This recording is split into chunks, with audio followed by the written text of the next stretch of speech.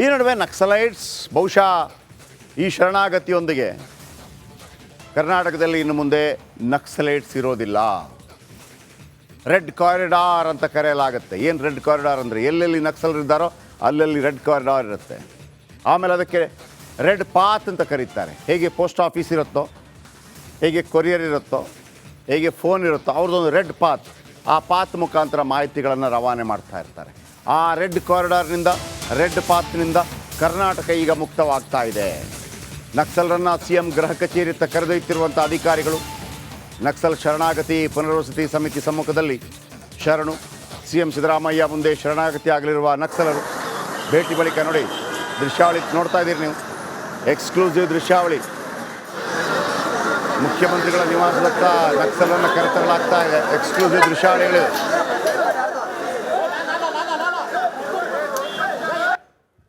Okay, ಇದು ನೋಡಿ, ಇದು ಗೃಹ ಕಚೇರಿ ಕೃಷ್ಣ. ಇದು ಗೃಹ ಕಚೇರಿ ಕೃಷ್ಣಾಗೆ ಬಂದಿದ್ದಾರೆ.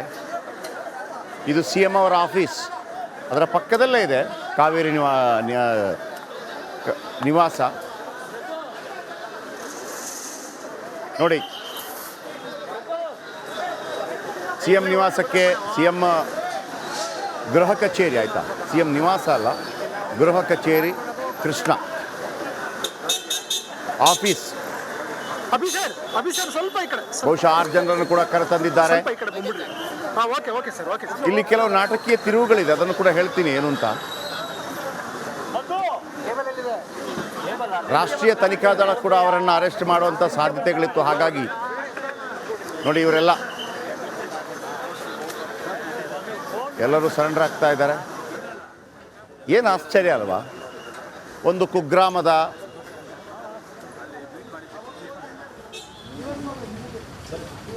ಈ ಹೆಣ್ಣು ಮಕ್ಕಳು ಗನ್ನನ್ನು ಕೈಯಲ್ಲಿ ಹಿಡಿತಾರೆ, ತಮಗೆ ಆಗ್ತಾ ಇರುವಂಥ ಅನ್ಯಾಯದ ವಿರುದ್ಧ ಹೋರಾಟ ಮಾಡ್ತಾರೆ. ಆದರೆ ಅದು ಹಿಂಸಾ ಪ್ರವೃತ್ತಿಯಾದ ಕಾರಣಕ್ಕಾಗಿ ಅದಕ್ಕೆ ಮಾನ್ಯತೆ ಇಲ್ಲ. ಪ್ರಜಾಪ್ರಭುತ್ವ ರಾಷ್ಟ್ರದಲ್ಲಿ ಮಾನ್ಯತೆ ಇಲ್ಲ. ಈಗಂತೂ ಅದನ್ನು ಸಹಿಸ್ಕೊಳ್ಳೋಕ್ಕೂ ಆಗೋದಿಲ್ಲ. ಯಾಕಂದರೆ ಯಾವಾಗ ನಕ್ಸಲ್ ಶುರುವಾಯಿತೋ 50, 60, 70, 80 ಈ ಸಂದರ್ಭದಲ್ಲೆಲ್ಲ ಬಡತನ ಹೇಗಿತ್ತು ಅಂದರೆ ಇಡೀ ಭಾರತ ದೇಶದಾದ್ಯಂತ ಆಗಿನ ಸಿನಿಮಾಗಳು ಹೆಂಗೆ ಬರ್ತಾ ಇತ್ತು? ರೋಟಿ ಕಪಡ ಅವ್ರ ಮಕಾನ್. ರೋಟಿ ತಿನ್ನೋದಕ್ಕೆ ರೋಟಿ, ಹಾಕ್ಕೊಳ್ಳೋದಕ್ಕೆ ಬಟ್ಟೆ, ಉಳ್ಕೊಳ್ಳೋದಕ್ಕೆ ಒಂದು ಸೂರು. ಈಗ ಹೆಂಗೆ ಬರ್ತಾ ಇದೆ? ಟಾಕ್ಸಿಕ್ ಅಂದರೆ ತಿಂದು ಜಾಸ್ತಿ ಆದಂಗೆ. ಆಮೇಲೆ ಡೆವಿಲ್. ಮೊದಲಿಗೆ ಬರ್ತಾ ಇತ್ತು ರೋಟಿ ಕಪಡ ಮಕಾನ್. ಈಗ ಈ ಥರ. ವಿಜಯ್ ನನ್ನೊಂದಿಗೆ ಫೋನದಲ್ಲಿದ್ದಾರೆ. ವಿಜಯ್, ಲೇಟೆಸ್ಟ್ ಅಪ್ಡೇಟ್ ಏನೀಗ ಅಲ್ಲಿಂದ? ಜಯಪ್ರಕಾಶ್, ಈಗ ತಾನೇ 6 ಜನ ನಕ್ಸಲರು ಶರಣಾಗತಿ ಸಂಬಂಧಪಟ್ಟಂತೆ ಗೃಹ ಕಚೇರಿ ಕೃಷ್ಣಾಗೆ ಹೋದ್ರು. CM ಸಮ್ಮುಖದಲ್ಲಿ ಪೊಲೀಸರ ಮುಂದೆ ಶರಣಾಗತಿ ಆಗಲಿದ್ದಾರೆ. ಇಲ್ಲಿ ನಕ್ಸಲರು ಶರಣಾಗತಿ ಬೆನ್ನಲ್ಲೇ ಕೂಡ ಈಗ ರಾಜಕೀಯ ತಿರುವನ್ನು ತೆಗೆದುಕೊಳ್ತಾ ಇರುವಂತದ್ದು. ಬಿಜೆಪಿ ಅದರಲ್ಲೂ ಸುನಿಲ್ ಕುಮಾರ್ ಇದಕ್ಕೆ ಆಕ್ಷೇಪ ವ್ಯಕ್ತಪಡ್ತಾ ಇರುವಂತದ್ದು. ಶರಣಾಗತಿಗೆ ಆಕ್ಷೇಪ ಇಲ್ಲ, ಆದ್ರೆ ಸಂಬಂಧಪಟ್ಟಂತೆ ಮುಖ್ಯಮಂತ್ರಿ ಸಮ್ಮುಖದಲ್ಲಿ ಈ ರೀತಿ ಇದೆ ಮೊದಲ ಬಾರಿಗೆ ಹಾಜರಾಗ್ತಾ ಇರುವಂತದ್ದು. ಅದು ಮುಖ್ಯಮಂತ್ರಿ ಟ್ವೀಟ್ ಕಳೆದ ಒಂದು ವಾರದಿಂದ ಟ್ವೀಟ್ ಮಾಡಿದ ನಂತರ ಈಗ ಶರಣಾಗತಿ ಅಂದ್ರೆ ಇದೊಂದು ರೀತಿಯ ಪ್ರೀ ಪ್ಲಾನ್ ಆಗಿರುವಂತದ್ದು. ಮುಖ್ಯಮಂತ್ರಿ ಕಚೇರಿ ಏನ್ ನಕ್ಸಲರ ಜೊತೆ ಸಂಪರ್ಕ ಹೊಂದಿದೆಯಾ ಮುಂಚೆನೆ ಅನ್ನುವಂತ ಅನುಮಾನವನ್ನ ಬಿಜೆಪಿ ನಾಯಕ ಸುನಿಲ್ ಕುಮಾರ್ ವ್ಯಕ್ತಪಡಿಸಿರುವಂತದ್ದು. ಈಗ ಶರಣಾಗತಿ ಇಲ್ಲಿ ಕೆಲವೇ ಕ್ಷಣದಲ್ಲಿ ಗೃಹ ಕಚೇರಿ ಕೃಷ್ಣದಲ್ಲಿ ಶರಣಾಗತಿ ನಂತರ ಪೊಲೀಸರು ಅವರನ್ನ ವಶಕ್ಕೆ ತೆಗೆದುಕೊಳ್ತಾರೆ. ಅದಾದ ನಂತರ ನ್ಯಾಯಾಲಯಕ್ಕೆ ಹಾಜರುಪಡಿಸ್ತಾರೆ. ಈಗಿರುವಂತ ಈ ಪ್ರೊಸೀಜರ್ ಇದು ಆಗ್ತಾ ಇರುವಂತದ್ದು. ಜಯಪ್ರಕಾಶ್, ಓಕೆ, ಒಂದು ಕಡೆ ಚಿಕ್ಕಮಗಳೂರಲ್ಲೇ ಶರಣಾಗತಿ ಅಂತ ಇತ್ತು, ಆಮೇಲೆ CM ಕಚೇರಿಗೆ CM ಮುಂದೆ ಅಂತ ಆಯಿತು. ಈ ನಡುವೆ NIA ಕೂಡ ಎಂಟ್ರಿ ಆಗತ್ತೆ ಅಂತ ಇತ್ತು. ಇದು ಏನು ಇದರ ಹಿನ್ನೆಲೆ? ಯಾಕೀಗೆ? ಜಯಪ್ರಕಾಶ್, ನಮಗೂ ಕೂಡ ಇದು ಏನೋ ಒಂದು ರೀತಿಯ ಆಶ್ಚರ್ಯ ತಂದಿರುವಂತದ್ದು. ಜೊತೆಗೆ ಒಂದಷ್ಟು ಕುತೂಹಲ, ಆಶ್ಚರ್ಯ ಅನ್ನೋಕ್ಕಿಂತ ಒಂದಷ್ಟು ಕುತೂಹಲ. ಯಾಕೆ ಕುತೂಹಲ ಅಂದ್ರೆ ಸುನಿಲ್ ಕುಮಾರ್ ಪ್ರಶ್ನೆ ಎತ್ತಿದ ಬಳಿಕ ಅನುಮಾನಗಳು, ಚರ್ಚೆಗಳು ಶುರುವಾಗಿರುವಂತದ್ದು. ಅಂದ್ರೆ ಮುಖ್ಯಮಂತ್ರಿ ಸಿದ್ದರಾಮಯ್ಯ ಅವರು ಒಂದು ವಾರದಿಂದ ಒಂದು ಟ್ವೀಟ್ ಅನ್ನ ಮಾಡಿದ್ದು, ಒಂದು ಹೇಳಿಕೆಯನ್ನ ಕೊಟ್ಟಿದ್ರು, ನಕ್ಸಲರು ಶರಣ ಆಗ್ಬೇಕು ಅಂತ. ಅದಾದ ಬಳಿಕ ಈಗ ಶರಣ ಆಗ್ತವಂಥದ್ದು. ಸಹಜವಾಗಿ ಅಲ್ಲಿ ಚಿಕ್ಕಮಗಳೂರಲ್ಲಿ ಕೂಡ ಪೊಲೀಸರ ಸಮ್ಮುಖದಲ್ಲಿ ಶರಣಾಗಿ ನಂತರ ಅವರು ಅವ್ರನ್ನ ವಶಕ್ಕೆ ತೆಗೆದುಕೊಂಡು ಮುಂದಿನ ಅವರ ಒಂದು ಪ್ರೊಸೀಜರ್ ಶುರು ಮಾಡಬೇಕು. ಆದ್ರೆ ಯಾಕೆ ಮುಖ್ಯಮಂತ್ರಿ ಸಿದ್ದರಾಮಯ್ಯ ಸಮ್ಮುಖದಲ್ಲಿ ಶರಣ ಆದ್ರು ಅನ್ನುವಂಥದ್ದು ಒಂದು ಪ್ರಶ್ನೆ ಉದ್ಭವ ಆಗಿರುವಂಥದ್ದು. ಜೊತೆಗೆ ಈಗ 6 ನಕ್ಸಲರು ಶರಣಾಗ್ತಂತ ಅವರಿಗೆ ಸಂಬಂಧಪಟ್ಟಂತೆ ಸರ್ಕಾರದಿಂದ ಏನೇನೋ ಒಂದಷ್ಟು ಡಿಮ್ಯಾಂಡ್ ಅನ್ನು ಇಟ್ಟಿರುವಂಥದ್ದು. ಆ ಪ್ಯಾಕೇಜ್ ಅನ್ನ ಕೊಡುವ ಸಂಬಂಧ ಸಂಬಂಧಪಟ್ಟಂತೆ ಅದು ಒಂದು ಹಣದ ಸಂಬಂಧಪಟ್ಟಂತೆ ಕೊಡುವಂಥದ್ದು ಮತ್ತು ಅದರಲ್ಲಿ 3 ಕ್ಯಾಟಗರಿ ABC ಅಂತ ಕ್ಯಾಟಗರಿ ಆ ಕ್ಯಾಟಗರಿ ಅನ್ವಯ ಶಸ್ತ್ರಾಸ್ತ್ರ ಹೊಂದಿದ್ರೆ ಅಥವಾ ರಾಜ್ಯದವರಾಗಿದ್ರೆ ಈ ತರ ಒಂದು ಮಾರ್ಗಸೂಚಿಯ ಪ್ರಕಾರ ಅದಕ್ಕೆ ಒಂದು ಏನು ಪ್ಯಾಕೇಜ್ ಅನ್ನು ಕೊಡುವಂಥದ್ದು. ಈಗ ಮುಖ್ಯಮಂತ್ರಿ ಸಿದ್ದರಾಮಯ್ಯ ಅವರ ಸಮ್ಮುಖದಲ್ಲಿ ಯಾಕೆ ಶರಣಾಗ್ತಾ ಇದ್ದಾರೆ ಅನ್ನುವಂಥದ್ದು. ಜೊತೆಗೆ ಅವರ ಒಂದು ಒಂದು ಸಂಘಟನೆ ಇದು, ಆ ಸಂಘಟನೆಯ ಮನವಿ ಮೇರೆಗೆ ಸಿದ್ದರಾಮಯ್ಯ ಅವರು ಈ ಒಂದು ಕ್ರಮ ಕೈಗೊಂಡಿದ್ದಾರಾ ಅನ್ನುವಂಥದ್ದು ಬಿಜೆಪಿಯ ಆರೋಪ ಆಗಿರುವಂಥದ್ದು. ಇವೆಲ್ಲವೂ ಕೂಡ ಈಗ ಈ ಶರಣಾಗತಿ ನಂತರ ಜಯಪ್ರಕಾಶ್ ಇಲ್ಲಿಗೆ ನಿಲ್ಲೋದಿಲ್ಲ. ಬಿಜೆಪಿ ಆರೋಪ ಹಿನ್ನೆಲೆಯಲ್ಲಿ ಇದು ಒಂದು ರೀತಿಯಲ್ಲಿ ರಾಜಕೀಯ ತಿರುವನ್ನ ತೆಗೆದುಕೊಳ್ಳುವಂತ ಸಾಧ್ಯತೆ ಇರುವಂಥದ್ದು. ಓಕೆ, ಆದರೆ ಒಂದು ಈ ಹಿಂದೆ ಕೂಡ ಅನೇಕರು ಸರೆಂಡರ್ ಆಗೋದಕ್ಕೆ ಅವಕಾಶಗಳಿದೆ. ಅದಕ್ಕಾಗಿ ಒಂದು ಸಮಿತಿ ಕೂಡ ಇದೆ. ಈ ಹಿಂದೆ ನನಗೆ ಗೊತ್ತಿರೋ ಪ್ರಕಾರ ರಾಜಶೇಖರ್ ರೆಡ್ಡಿ ಆಂಧ್ರ ಪ್ರದೇಶದ ಮುಖ್ಯಮಂತ್ರಿ ಆಗಿದ್ದಾಗ ದೊಡ್ಡ ಸಭೆಯನ್ನು ಕರೆದು ಇಡೀ ನಕ್ಸಲರನ್ನು ಸರೆಂಡರ್ ಆಗುವಂತೆ ಕೇಳ್ಕೊಂಡಿದ್ರು.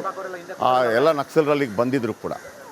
ಆಮೇಲೆ ಅದು ಫಲಪ್ರದ ಆಗಲಿಲ್ಲ. ಬನ್ನಿ, ಈಗ ಈ ಪ್ಲ್ಯಾನ್ ಯಾಕೆ ಚೇಂಜ್ ಆಯಿತು ಅಂತೇಳಿ ಎರಡಿದೆ. ಇಲ್ಲಿ ಒಂದು ಕ್ಲಿಯರ್ ಕಟ್ಟಾಗಿ ಹೇಳ್ಬಿಡ್ತೀನಿ ವೀಕ್ಷಕರೇ. ಈ ನಡುವೆ ನಕ್ಸಲೈಟ್ಸ್ ಬಹುಶಃ ಈ ಶರಣಾಗತಿಯೊಂದಿಗೆ ಕರ್ನಾಟಕದಲ್ಲಿ ಇನ್ನು ಮುಂದೆ ನಕ್ಸಲೈಟ್ಸ್ ಇರೋದಿಲ್ಲ. ರೆಡ್ ಕಾರಿಡಾರ್ ಅಂತ ಕರೆಯಲಾಗುತ್ತೆ. ಏನು ರೆಡ್ ಕಾರಿಡಾರ್ ಅಂದರೆ ಎಲ್ಲೆಲ್ಲಿ ನಕ್ಸಲರಿದ್ದಾರೋ ಅಲ್ಲಲ್ಲಿ ರೆಡ್ ಕಾರಿಡಾರ್ ಇರುತ್ತೆ. ಆಮೇಲೆ ಅದಕ್ಕೆ ರೆಡ್ ಪಾತ್ ಅಂತ ಕರೀತಾರೆ. ಹೇಗೆ ಪೋಸ್ಟ್ ಆಫೀಸ್ ಇರುತ್ತೋ, ಹೇಗೆ ಕೊರಿಯರ್ ಇರುತ್ತೋ, ಹೇಗೆ ಫೋನ್ ಇರುತ್ತೋ, ಅವ್ರದ್ದೊಂದು ರೆಡ್ ಪಾತ್. ಆ ಪಾತ್ ಮುಖಾಂತರ ಮಾಹಿತಿಗಳನ್ನು ರವಾನೆ ಮಾಡ್ತಾ ಇರ್ತಾರೆ. ಆ ರೆಡ್ ಕಾರಿಡಾರ್ನಿಂದ, ರೆಡ್ ಪಾತ್ನಿಂದ ಕರ್ನಾಟಕ ಈಗ ಮುಕ್ತವಾಗ್ತಾ ಇದೆ.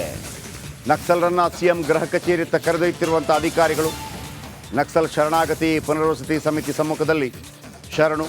CM ಸಿದ್ದರಾಮಯ್ಯ ಮುಂದೆ ಶರಣಾಗತಿ ಆಗಲಿರುವ ನಕ್ಸಲರು ಭೇಟಿ ಬಳಿಕ ನೋಡಿ ದೃಶ್ಯಾವಳಿ ನೋಡ್ತಾ ಇದ್ದೀರಿ ನೀವು. ಎಕ್ಸ್ಕ್ಲೂಸಿವ್ ದೃಶ್ಯಾವಳಿ. ಮುಖ್ಯಮಂತ್ರಿಗಳ ನಿವಾಸದತ್ತ ನಕ್ಸಲರನ್ನು ಕರೆತರಲಾಗ್ತಾ ಇದೆ. ಎಕ್ಸ್ಕ್ಲೂಸಿವ್ ದೃಶ್ಯಾವಳಿಗಳು.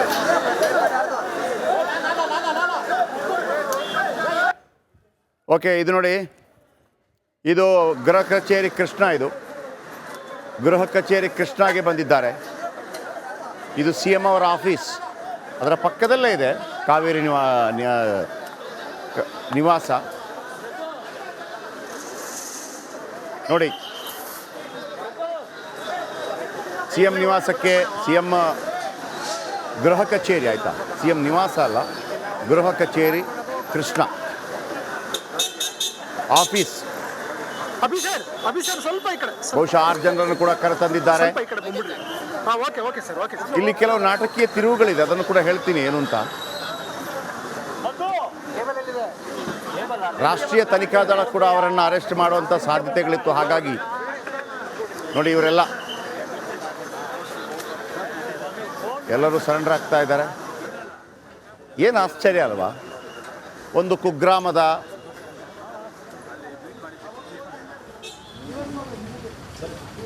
ಈ ಹೆಣ್ಣು ಮಕ್ಕಳು ಗನ್ನನ್ನು ಕೈಯಲ್ಲಿ ಹಿಡಿತಾರೆ, ತಮಗೆ ಆಗ್ತಾ ಇರುವಂಥ ಅನ್ಯಾಯದ ವಿರುದ್ಧ ಹೋರಾಟ ಮಾಡ್ತಾರೆ. ಆದರೆ ಅದು ಹಿಂಸಾ ಪ್ರವೃತ್ತಿಯಾದ ಕಾರಣಕ್ಕಾಗಿ ಅದಕ್ಕೆ ಮಾನ್ಯತೆ ಇಲ್ಲ. ಪ್ರಜಾಪ್ರಭುತ್ವ ರಾಷ್ಟ್ರದಲ್ಲಿ ಮಾನ್ಯತೆ ಇಲ್ಲ. ಈಗಂತೂ ಅದನ್ನು ಸಹಿಸ್ಕೊಳ್ಳೋಕ್ಕೂ ಆಗೋದಿಲ್ಲ. ಯಾಕಂದರೆ ಯಾವಾಗ ನಕ್ಸಲ್ ಶುರುವಾಯಿತೋ 50, 60, 70, 80 ಈ ಸಂದರ್ಭದಲ್ಲೆಲ್ಲ ಬಡತನ ಹೇಗಿತ್ತು ಅಂದರೆ ಇಡೀ ಭಾರತ ದೇಶದಾದ್ಯಂತ ಆಗಿನ ಸಿನಿಮಾಗಳು ಹೆಂಗೆ ಬರ್ತಾ ಇತ್ತು?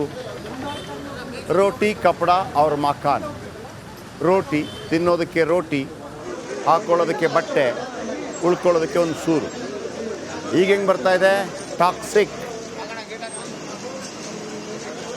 ಟಾಕ್ಸಿಕ್ ಅಂದರೆ ತಿಂದು ಜಾಸ್ತಿ ಆದಂಗೆ. ಆಮೇಲೆ ಡೆವಿಲ್. ಮೊದಲು ಹೆಂಗೆ ಬರ್ತಾ ಇತ್ತು? ರೋಟಿ ಕಪಡ ಮಕಾನ್. ಈಗ ಈ ಥರ. ವಿಜಯ್ ನನ್ನೊಂದಿಗೆ ಫೋನದಲ್ಲಿದ್ದಾರೆ. ವಿಜಯ್, ಲೇಟೆಸ್ಟ್ ಅಪ್ಡೇಟ್ ಏನೀಗ ಅಲ್ಲಿಂದ? ಜಯಪ್ರಕಾಶ್, ಈಗ ತಾನೇ 6 ಜನ ನಕ್ಸಲರು ಶರಣಾಗತಿ ಸಂಬಂಧಪಟ್ಟಂತೆ ಗೃಹ ಕಚೇರಿ ಕೃಷ್ಣಾಗೆ ಹೋದ್ರು. CM ಸಮ್ಮುಖದಲ್ಲಿ ಪೊಲೀಸರ ಮುಂದೆ ಶರಣಾಗತಿ ಆಗಲಿದ್ದಾರೆ. ಇಲ್ಲಿ ನಕ್ಸಲರು ಶರಣಾಗತಿ ಬೆನ್ನಲ್ಲೇ ಕೂಡ ಈಗ ರಾಜಕೀಯ ತಿರುವನ್ನು ತೆಗೆದುಕೊಳ್ತಾ ಇರುವಂತದ್ದು. ಬಿಜೆಪಿ ಅದರಲ್ಲೂ ಸುನಿಲ್ ಕುಮಾರ್ ಇದಕ್ಕೆ ಆಕ್ಷೇಪ ವ್ಯಕ್ತಪಡ್ತಾ ಇರುವಂತದ್ದು. ಶರಣಾಗತಿಗೆ ಆಕ್ಷೇಪ ಇಲ್ಲ, ಆದ್ರೆ ಸಂಬಂಧಪಟ್ಟಂತೆ ಮುಖ್ಯಮಂತ್ರಿ ಸಮ್ಮುಖದಲ್ಲಿ ಈ ರೀತಿ ಮೊದಲ ಬಾರಿಗೆ ಹಾಜರಾಗ್ತಾ ಇರುವಂತದ್ದು. ಅದು ಮುಖ್ಯಮಂತ್ರಿ ಟ್ವೀಟ್ ಕಳೆದ ಒಂದು ವಾರದಿಂದ ಟ್ವೀಟ್ ಮಾಡಿದ ನಂತರ ಈಗ ಶರಣಾಗತಿ ಅಂದ್ರೆ ಇದೊಂದು ರೀತಿಯ ಪ್ರೀ ಪ್ಲಾನ್ ಆಗಿರುವಂತದ್ದು. ಮುಖ್ಯಮಂತ್ರಿ ಕಚೇರಿ ನಕ್ಸಲರ ಜೊತೆ ಸಂಪರ್ಕ ಹೊಂದಿದೆಯಾ ಮುಂಚೆನೆ ಅನ್ನೋ ಒಂದು ಅನುಮಾನವನ್ನ ಬಿಜೆಪಿ ನಾಯಕ ಸುನೀಲ್ ಕುಮಾರ್ ವ್ಯಕ್ತಪಡಿಸಿರುವಂತದ್ದು. ಈಗ ಶರಣಾಗತಿ ಇಲ್ಲಿ ಕೆಲವೇ ಕ್ಷಣದಲ್ಲಿ ಗೃಹ ಕಚೇರಿ ಕೃಷ್ಣಾದಲ್ಲಿ ಶರಣಾಗತಿ ನಂತರ ಪೊಲೀಸರು ಅವರನ್ನ ವಶಕ್ಕೆ ತೆಗೆದುಕೊಳ್ತಾರೆ. ಅದಾದ ನಂತರ ನ್ಯಾಯಾಲಯಕ್ಕೆ ಹಾಜರುಪಡಿಸ್ತಾರೆ. ಈಗಿರುವಂತ ಈ ಪ್ರೊಸೀಜರ್ ಇದು ಆಗ್ತಾ ಇರುವಂತದ್ದು ಜಯಪ್ರಕಾಶ್. ಓಕೆ, ಒಂದು ಕಡೆ ಚಿಕ್ಕಮಗಳೂರಲ್ಲೇ ಶರಣಾಗತಿ ಅಂತ ಇತ್ತು, ಆಮೇಲೆ CM ಕಚೇರಿಗೆ CM ಮುಂದೆ ಅಂತ ಆಯಿತು, ಈ ನಡುವೆ NIA ಕೂಡ ಎಂಟ್ರಿ ಆಗತ್ತೆ ಅಂತ ಇತ್ತು. ಇದು ಏನು ಇದರ ಹಿನ್ನೆಲೆ, ಯಾಕೀಗೆ? ಜಯಪ್ರಕಾಶ್, ನಮಗೂ ಕೂಡ ಇದು ಏನೋ ಒಂದು ರೀತಿಯ ಆಶ್ಚರ್ಯ ತಂದಿರುವಂತದ್ದು, ಜೊತೆಗೆ ಒಂದಷ್ಟು ಕುತೂಹಲ. ಆಶ್ಚರ್ಯ ಅನ್ನೋಕ್ಕಿಂತ ಒಂದಷ್ಟು ಕುತೂಹಲ. ಯಾಕೆ ಕುತೂಹಲ ಅಂದ್ರೆ, ಸುನಿಲ್ ಕುಮಾರ್ ಪ್ರಶ್ನೆ ಎತ್ತಿದ ಬಳಿಕ ಅನುಮಾನಗಳು, ಚರ್ಚೆಗಳು ಶುರುವಾಗಿರುವಂತದ್ದು. ಅಂದ್ರೆ ಮುಖ್ಯಮಂತ್ರಿ ಸಿದ್ದರಾಮಯ್ಯ ಅವರು ಒಂದು ವಾರದಿಂದ ಒಂದು ಟ್ವೀಟ್ ಅನ್ನ ಮಾಡಿದ್ದು, ಒಂದು ಹೇಳಿಕೆಯನ್ನ ಕೊಟ್ಟಿದ್ರು, ನಕ್ಸಲರು ಶರಣ ಆಗ್ಬೇಕು ಅಂತ. ಅದಾದ ಬಳಿಕ ಈಗ ಶರಣ ಆಗ್ತವಂಥದ್ದು. ಸಹಜವಾಗಿ ಅಲ್ಲಿ ಚಿಕ್ಕಮಗಳೂರಲ್ಲಿ ಕೂಡ ಪೊಲೀಸರ ಸಮ್ಮುಖದಲ್ಲಿ ಶರಣಾಗಿ ನಂತರ ಅವರು ಅವ್ರನ್ನ ವಶಕ್ಕೆ ತೆಗೆದುಕೊಂಡು ಮುಂದಿನ ಅವರ ಒಂದು ಪ್ರೊಸೀಜರ್ ಶುರು ಮಾಡಬೇಕು. ಆದ್ರೆ ಯಾಕೆ ಮುಖ್ಯಮಂತ್ರಿ ಸಿದ್ದರಾಮಯ್ಯ ಸಮ್ಮುಖದಲ್ಲಿ ಶರಣ ಆದ್ರು ಅನ್ನುವಂಥದ್ದು ಒಂದು ಪ್ರಶ್ನೆ ಉದ್ಭವ ಆಗಿರುವಂಥದ್ದು. ಜೊತೆಗೆ ಈಗ 6 ನಕ್ಸಲರು ಶರಣಾಗ್ತಂತ ಅವರಿಗೆ ಸಂಬಂಧಪಟ್ಟಂತೆ ಸರ್ಕಾರದಿಂದ ಏನೇನೋ ಒಂದಷ್ಟು ಡಿಮ್ಯಾಂಡ್ ಅನ್ನು ಇಟ್ಟಿರುವಂಥದ್ದು. ಆ ಪ್ಯಾಕೇಜ್ ಅನ್ನ ಕೊಡುವ ಸಂಬಂಧಪಟ್ಟಂತೆ, ಅದು ಒಂದು ಹಣದ ಸಂಬಂಧಪಟ್ಟಂತೆ ಕೊಡುವಂಥದ್ದು, ಮತ್ತು ಅದರಲ್ಲಿ 3 ಕ್ಯಾಟಗರಿ ABC ಅಂತ ಕ್ಯಾಟಗರಿ. ಆ ಕ್ಯಾಟಗರಿ ಅನ್ವಯ ಶಸ್ತ್ರಾಸ್ತ್ರ ಹೊಂದಿದ್ರೆ ಅಥವಾ ರಾಜ್ಯದವರಾಗಿದ್ರೆ ಈ ತರ ಒಂದು ಮಾರ್ಗಸೂಚಿಯ ಪ್ರಕಾರ ಅದಕ್ಕೆ ಒಂದು ಪ್ಯಾಕೇಜ್ ಅನ್ನ ಕೊಡುವಂಥದ್ದು. ಈಗ ಮುಖ್ಯಮಂತ್ರಿ ಸಿದ್ದರಾಮಯ್ಯ ಅವರ ಸಮ್ಮುಖದಲ್ಲಿ ಯಾಕೆ ಶರಣಾಗ್ತಾ ಇದ್ದಾರೆ ಅನ್ನುವಂಥದ್ದು. ಜೊತೆಗೆ ಅವರ ಒಂದು ಒಂದು ಸಂಘಟನೆ ಇದು, ಆ ಸಂಘಟನೆಯ ಮನವಿ ಮೇರೆಗೆ ಸಿದ್ದರಾಮಯ್ಯ ಅವರು ಈ ಒಂದು ಕ್ರಮ ಕೈಗೊಂಡಿದ್ದಾರೆ ಅನ್ನುವಂಥದ್ದು ಬಿಜೆಪಿಯ ಆರೋಪ ಆಗಿರುವಂಥದ್ದು. ಇವೆಲ್ಲವೂ ಕೂಡ ಈಗ ಈ ಶರಣಾಗತಿ ನಂತರ ಜಯಪ್ರಕಾಶ್ ಇಲ್ಲಿಗೆ ನಿಲ್ಲೋದಿಲ್ಲ. ಬಿಜೆಪಿ ಆರೋಪ ಹಿನ್ನೆಲೆಯಲ್ಲಿ ಇದು ಒಂದು ರೀತಿಯಲ್ಲಿ ರಾಜಕೀಯ ತಿರುವನ್ನ ತೆಗೆದುಕೊಳ್ಳುವಂತ ಸಾಧ್ಯತೆ ಇರುವಂಥದ್ದು. ಓಕೆ, ಆದರೆ ಒಂದು ಈ ಹಿಂದೆ ಕೂಡ ಅನೇಕರು ಶರಣರಾಗಿದ್ದಾರೆ, ಶರಣರಾಗೋದಕ್ಕೆ ಅವಕಾಶಗಳಿದೆ, ಅದಕ್ಕಾಗಿ ಒಂದು ಸಮಿತಿ ಕೂಡ ಇದೆ. ಈ ಹಿಂದೆ ನನಗೆ ಗೊತ್ತಿರೋ ಪ್ರಕಾರ ರಾಜಶೇಖರ್ ರೆಡ್ಡಿ ಆಂಧ್ರ ಪ್ರದೇಶದ ಮುಖ್ಯಮಂತ್ರಿ ಆಗಿದ್ದಾಗ ದೊಡ್ಡ ಸಭೆಯನ್ನು ಕರೆದು ಇಡೀ ನಕ್ಸಲರನ್ನ ಶರಣರಾಗುವಂತೆ ಕೇಳ್ಕೊಂಡಿದ್ರು. ಎಲ್ಲ ನಕ್ಸಲರಲ್ಲಿಗೆ ಬಂದಿದ್ರು ಕೂಡ. ಆಮೇಲೆ ಅದು ಫಲಪ್ರದ ಆಗಲಿಲ್ಲ. ಬನ್ನಿ, ಈಗ ಈ ಪ್ಲ್ಯಾನ್ ಯಾಕೆ ಚೇಂಜ್ ಆಯಿತು ಅಂತೇಳಿ ಎರಡಿದೆ. ಇಲ್ಲಿ ಒಂದು ಕ್ಲಿಯರ್ ಕಟ್ಟಾಗಿ ಹೇಳ್ಬಿಡ್ತೀನಿ ವೀಕ್ಷಕರು.